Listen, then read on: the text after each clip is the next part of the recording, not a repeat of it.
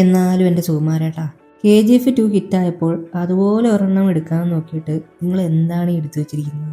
ഒറ്റ വാക്യത്തിൽ പുഷ്പ 2 പറ്റി പറഞ്ഞാൽ KGF 360p വെർഷൻ പ്ലസ് കുടുംബ serial equal to Pushpa 2 the rule.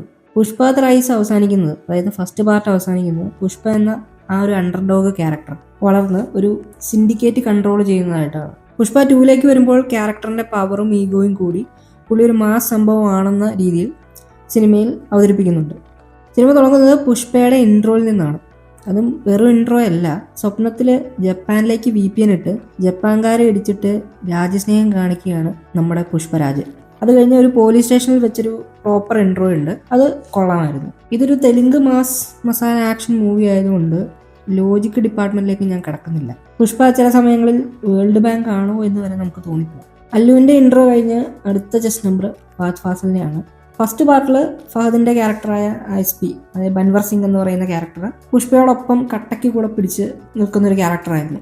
എന്നാൽ ഈ സെക്കൻഡ് പാർട്ടിലേക്ക് വരുമ്പോൾ ഒരു ഇമ്പാക്റ്റ് ഇല്ലാത്തൊരു വില്ലനായിപ്പോയി. ഫാഫയുടെ കോമഡി പാർട്ടൊക്കെ വർക്കൗട്ട് ആയിട്ടുണ്ട്, പക്ഷേ കോമഡി ഇഞ്ചെക്ട് ചെയ്തപ്പോൾ വില്ലനസത്തിൻ്റെ ആ ഒരു വില പോയി. First half literally male ego fight ആണ്, അതായത് ഫഹദിൻ്റെയും അല്ലു അർജുൻ്റെയും രണ്ട് ക്യാരക്ടേഴ്സിൻ്റെ ഒരു മെയിൽ ഈഗോ ഫൈറ്റ് ആണ്. ആ പാർട്ടെല്ലാം വളരെ എൻഗേജിംഗ് ആയി കൊണ്ടുപോയിട്ടുണ്ട്. ഇനി ഈ സിനിമയിലെ അടുത്ത പ്രധാന കഥാപാത്രമാണ് രശ്മിക മന്ദാന അവതരിപ്പിക്കുന്ന ശ്രീ വള്ളി. ഈ പടത്തിലെ ശ്രീ വള്ളിയുടെ പ്രത്യേകത എന്താണെന്ന് വെച്ചാൽ, ചുറ്റും ആളുകൾ ഉണ്ടെങ്കിൽ ചേച്ചി ഡീസൻ്റ് ആണ്, ഇനി ആളുകളില്ലേൽ ചേച്ചി വേറെ മൂഡിലാണ്. അതായത് ചേച്ചിക്ക് ഫീലിങ്സ് വരും. അനിമലിൽ രശ്മിക ബോൾനെസ് വാരി വിതറിയപ്പോൾ സുകുമാരേട്ടന് അത് കണ്ട് കുശുമ്പ് തോന്നി. രശ്മികയോട് ഈ സിനിമയിലും കുറച്ച് ബോൾനെസ് വാരി വിതറി ഇടാൻ പറഞ്ഞിട്ടുണ്ട്. പുഷ്പ ഒരു UA സർട്ടിഫൈഡ് സിനിമയാണ്. അതിൽ A സർട്ടിഫിക്കറ്റ് കിട്ടാൻ കാരണം നമ്മുടെ ശ്രീവള്ളി ചേച്ചിയുടെ സാന്നിധ്യം കൊണ്ട് മാത്രമാണ്. അങ്ങനെ അത്യാവശ്യം ഡീസൻ്റ് ആയ ഒരു മിനി KGF കണ്ടുകൊണ്ടിരുന്നപ്പോഴാണ് സുകുമാരേട്ടൻ ഒന്ന് ട്രാക്ക് മാറ്റി പിടിച്ചത്. മര്യാദയ്ക്ക് ചന്ദ്രൻ കടത്തി മാസ് കാട്ടിക്കൊണ്ടിരുന്ന മനുഷ്യനെ അഡ്രസ്സ് ഉണ്ടാക്കി കൊടുക്കാൻ പോയതാണ് പ്രശ്നമായത്. അല്ലു നീലത്തിൽ മുങ്ങി സാരി ഉടുത്തു വന്നപ്പോൾ സിനിമ കുടുംബ പാസത്തിലേക്ക് വഴിമാറുകയാണ്. എല്ലാവർക്കും ഒരു കുടുംബം വേണമെന്ന് നമ്മൾ ആഗ്രഹിക്കും. എന്നാൽ പുഷ്പയ്ക്കൊരു കുടുംബം ഇല്ലായിരുന്നുവെങ്കിൽ എന്ന് നിങ്ങൾ സിനിമ കാണുമ്പോൾ നിങ്ങൾ ആഗ്രഹിക്കും. എവിടുന്നോ വലിഞ്ഞേറി വന്ന ഈ മോനാണ് എല്ലാത്തിനും കുഴപ്പം.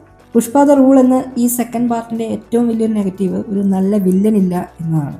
ക്ലൈമാക്സ് സീക്വൻസിലൊരു ഫൈറ്റ് ഉണ്ട്, അത് കണ്ടപ്പോൾ എനിക്ക് ഓർമ്മ വന്നത് ഇതാണ്. അങ്ങനെ സെക്കൻഡ് ഹാഫ് തീരുമ്പോൾ സ്വന്തം വീട്ടുപേരായ മുല്ലശ്ശി പുഷ്പയ്ക്ക് ലഭിക്കുകയാണ്. ഇനി ധൈര്യമായി പുഷ്പയ്ക്ക് പുതിയ അഡ്രസ്സ് ചേർത്ത് ആധാർ കാർഡ് അപ്ഡേറ്റ് ചെയ്യാവുന്നതാണ്. അതോടൊപ്പം മറ്റൊരു സന്തോഷ വാർത്ത എന്നത് പുഷ്പ ഒരു അച്ഛനാകാൻ പോകുന്നു. സീരിയൽ വരെ തോറ്റു പോകുന്ന ഡയലോഗ്സ് ആണ് സെക്കൻഡ് ഹാഫിൽ മലയാളത്തിൽ ഡബ് ചെയ്ത് വെച്ചിട്ടുള്ളത്. പോസിറ്റീവ്സിലേക്ക് വരുമ്പോൾ ഫസ്റ്റ് ഹാഫ് നല്ല എൻഗേജിങ് ആൻഡ് പ്രോമിസിങ് ആയ പോലെ എനിക്ക് തോന്നി. അല്ലുവിൻ്റെയും ഫാഫയുടെയും പെർഫോമൻസ് നന്നായിരുന്നു.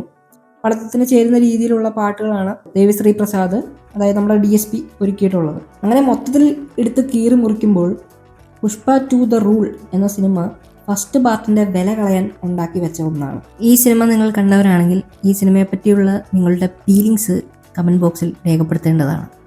കൂടുതൽ മൂവീസ് ആൻഡ് ഗെയിമിംഗ് കണ്ടൻസിനായി വാട്സ്ആപ്പ് വീക്കെൻഡ് എന്ന ഞങ്ങളുടെ ചാനൽ സബ്സ്ക്രൈബ് ചെയ്യുക. അടുത്ത വീഡിയോയുമായി വരുന്നതുവരെ stay tuned and good by.